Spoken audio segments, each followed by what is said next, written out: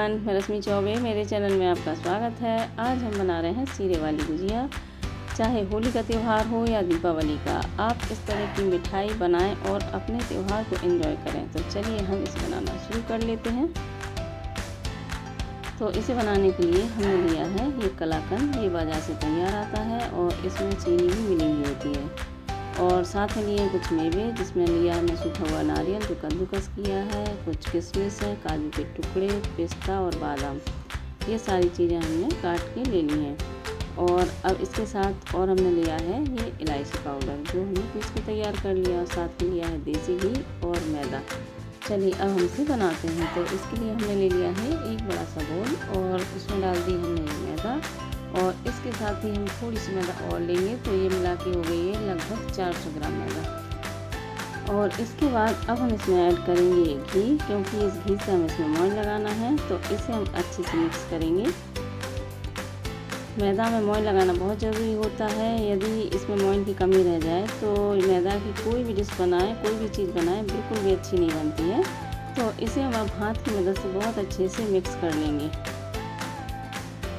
और जब इस तरह से इस मैदा की मुट्ठी जैसे लड्डू जैसे बनने लगे, तब समझिए कि मोइन एकदम परफेक्ट लगा है। और अब इसके बाद हम इसको गूँथ के तैयार करेंगे। तो उसे गूँथने के लिए भी हमने लिया है हल्का सा गुनगुना पानी, जो हम थोड़ा थोड़ा करके इसमें डालते जाएंगे, एक साथ नहीं डालेंगे। इस तरह से डालना है जैसे जगह जगह में छींटे मारना है। तो इस तरह से मैदा को तैयार करेंगे। मैदा में कभी भी एक जगह पे पानी ना डालें। यदि एक साथ पानी डल जाता है तो मैदा फिर वहाँ टाइट नहीं हो पाती, गीली रह जाती है। तो इस तरह से हमें मैदा को तैयार करना है। गुजिया बनाने के लिए मैदा ना एकदम टाइट होनी चाहिए, ना एकदम से सॉफ्ट होनी चाहिए। तो मैदा को हमने इस तरह से गूँथ के तैयार कर लिया है।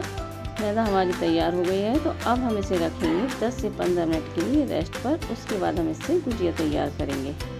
तो अब हम इसकी स्टफिंग तैयार कर लेते हैं। तो उसके लिए हमने ये कलाकंद लिया है और उसमें अब हम ऐड करेंगे ये सारे मेवे जो हमने काट के तैयार करके रखे हुए हैं। हमने ये सारे मेवे कलाकंद के अंदर ऐड कर दिए हैं। और अब इसके अंदर थोड़ी चीनी होती है और साथ में हमें थोड़ी सी और ऐड करनी है, क्योंकि हमें इसे गुजिया के अंदर भरना है। तो उसके साथ ही हमने इसमें ये 1 चम्मच पिसी हुई चीनी ऐड कर दी है। और इसके बाद हम इसे फिर से अच्छे से मिक्स कर लेते हैं। इसे मिक्स कर लेने के बाद अब हम इसमें डाल देंगे इलायची पाउडर। इसे भी हम अच्छे से मिला लेते हैं। और इसके बाद ही हमारी स्टफिंग हो गई है तैयार। तो चलिए अब हम गुजिया तैयार कर लेते हैं। तो उससे पहले हम बनाएंगे चाशनी। तो चाशनी बनाने के लिए हमने एक पैन चढ़ाया हुआ है गैस पर और उसमें डाल दिए हमने 1 से 1.5 कटोरी चीनी।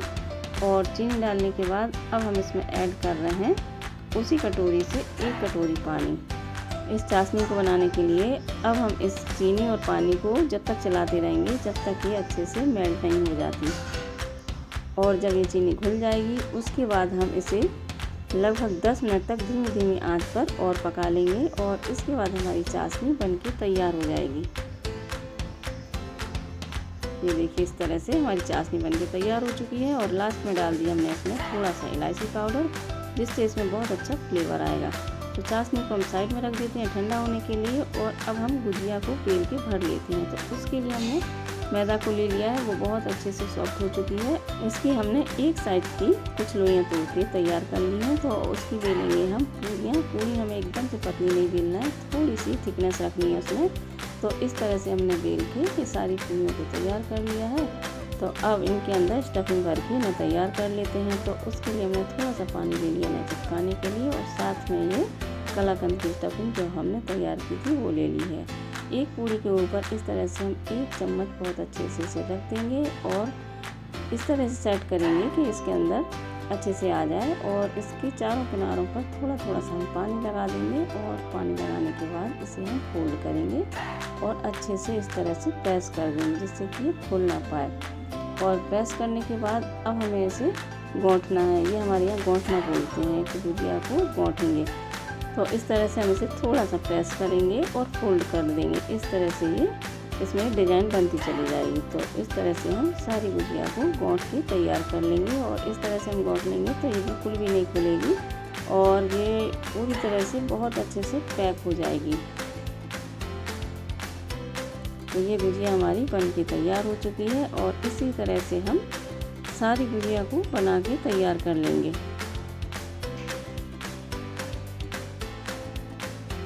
तो ये देखिए हमारी सारी गुजिया भर के तैयार हो गई हैं। तो अब हम चलते हैं इन्हें तलने के प्रोसेस में। तो इसके लिए हमने कढ़ाई में तेल को गरम कर लिया है और इसे हमने चेक कर लिया है, तेल अच्छे से गरम हो चुका है। तो अब इसके बाद हम इसमें एक एक करके गुजिया डाल देंगे। एक बार में जितनी गुजिया इसमें अच्छे से आ जाएंगी उतनी हम तलेंगे। तो ये हमने डाल दी हैं और इन्हें हम मीडियम फ्लेम में ही तलेंगे और इतना तेल होना चाहिए कि गुजिया अच्छे से डूब जाए। इन्हें हम पलट देते हैं और इस तरह से धीमी धीमी आंच में हमने गुजियों को तल लिया है। और ये देखिए एक बैच हमारा तल के तैयार हो चुका है। तो अब हम इन्हें निकाल लेते हैं।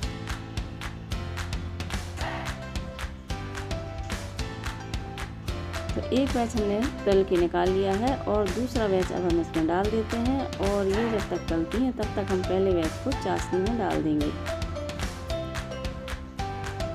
चाशनी हमारी ठंडी हो चुकी है और ये हल्की सी गुनगुनी है। जब भी कोई चीज़ हमें चाशनी में डालनी होती है तो चाशनी ज़्यादा तेज़ गर्म नहीं होनी चाहिए, हल्की गुनगुनी होनी चाहिए, उसी टाइम पे हमें उसे डालना होता है। और इस चाशनी में हम इन्हें लगभग 10 मिनट के लिए छोड़ देंगे, उसके बाद हम इन्हें निकालेंगे। चाशनी में डले हुए गुजियों को 10 मिनट हो चुके हैं। तो अब हम इन्हें निकाल लेते हैं। गुजिया हमारी काफ़ी अच्छी चाशनी से भर चुकी है और बहुत ही बढ़िया और टेस्टी दिखाई दे रही है। तो हम इन सब को निकाल लेते हैं और इसके बाद हम इसमें सेकंड बैच भी डाल देंगे। ये देखिए हमारी गुजिया बनके तैयार हो गई है। तो हमें अब इसे करना है गार्निश। तो उसके लिए हमने लिए हैं थोड़े से पिस्ते जो हमने बारीक बारीक से काट के तैयार किए हैं। तो इनके ऊपर हम थोड़ा थोड़ा सा डाल देंगे, जिससे गुजिया बहुत ही खूबसूरत और टेस्टी और भी ज़्यादा दिखने लगेगी। तो ये देखिए हमारी चाशनी वाली गुजिया बनके तैयार हो गई है। तो आप इस तरह की मिठाई त्योहार पे बनाएं। तो आपको मेरी ये गुजिया बनाने की रेसिपी पसंद आई हो तो आप मेरी वीडियो को लाइक करें, चैनल को सब्सक्राइब करें और साथ ही दिए गए बेल आइकन को प्रेस जरूर कर लें, जिससे मेरे नए नए वीडियो की नोटिफिकेशन आपके पास तुरंत पहुँच सकें और आप मेरे नए नए वीडियो देख सकें। और कमेंट ज़रूर करें। Thank you.